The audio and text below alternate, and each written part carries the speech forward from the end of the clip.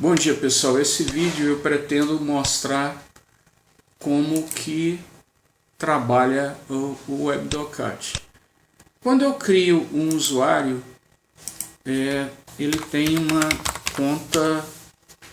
conta provisória. Essa conta provisória, a senha é o mesmo nome do usuário. Então aqui no caso eu estou usando o nome do Ricardo, era Ricardo ABB, e a senha vai ser exatamente o nome dele. Quando eu entro com essa senha provisória, ele vai pedir a nova senha, tá? Então vou criar aqui uma nova senha.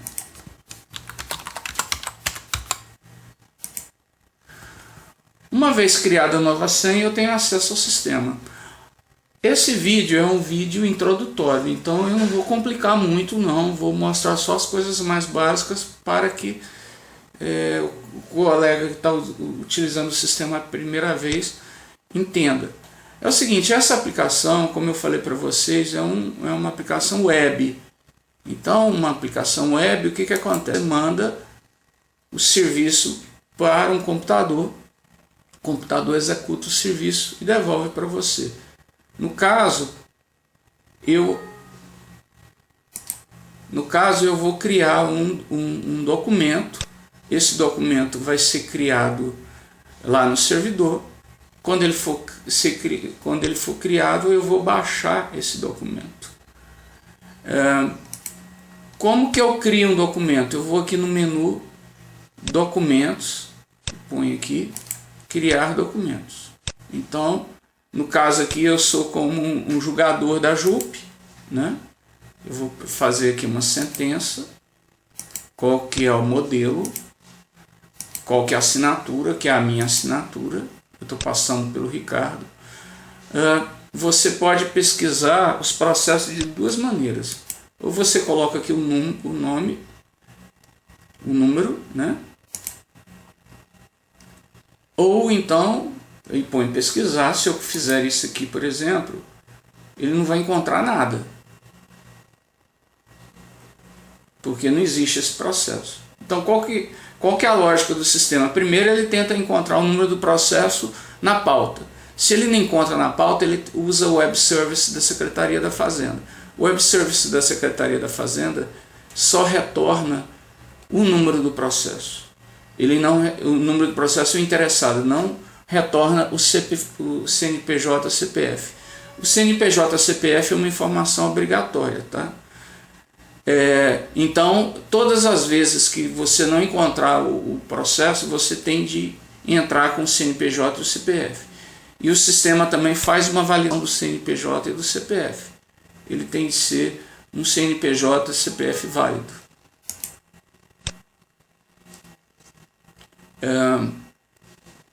Então eu venho aqui, eu vou selecionar um processo. Aqui tem os parâmetros de pesquisa, ou por número de processo, ou por autuado, ou por CNPJ. E aí você coloca aqui o parâmetro de pesquisa. Tá? Então, por exemplo, eu quero todos os processos que no nome do cara apareça a palavra Brasil. Eu venho aqui, coloco autuado Brasil, ele pegou aí. Então eu vou pegar, por exemplo, essa empresa aqui, 3M do Brasil Limitada. Tá? Essa categoria, isso aqui é uma forma de classificar os documentos, tá? Quem vai definir isso aqui é o administrador do sistema. Então isso é feito para que, tipo assim, sabe aqueles relatórios administrativos que você precisa saber quantos documentos é para isso, para aquilo. Então esse foi o propósito, tá? Então aqui essa categoria você coloca se quiser, tá?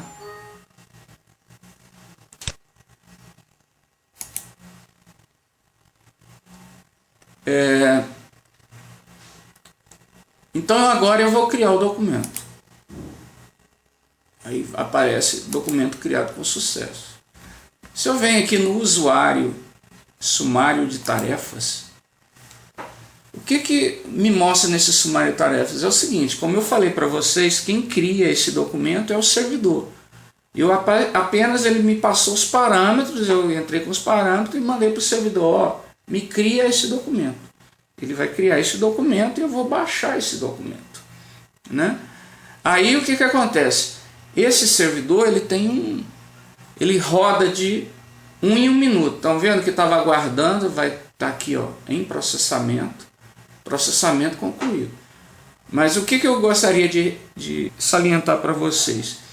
Que isso é feito de 1 em 1 minuto.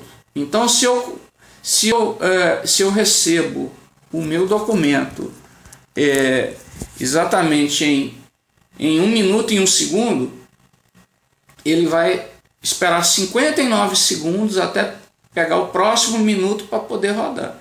Então, por exemplo, se eu mando meu documento com 58 segundos, em 2 segundos ele já vai executar a tarefa. Então, entenda o seguinte, como isso aqui é um sistema compartilhado, vários usuários estão ao mesmo tempo, então o servidor ele vai escalonando, ele vai pegando as tarefas de cada usuário, os pedidos de cada usuário, vai fazendo à medida que aparece. Mas ele só vai pesquisar para cada usuário se tem um serviço lá na pilha lá de tarefas de 1 em 1 minuto.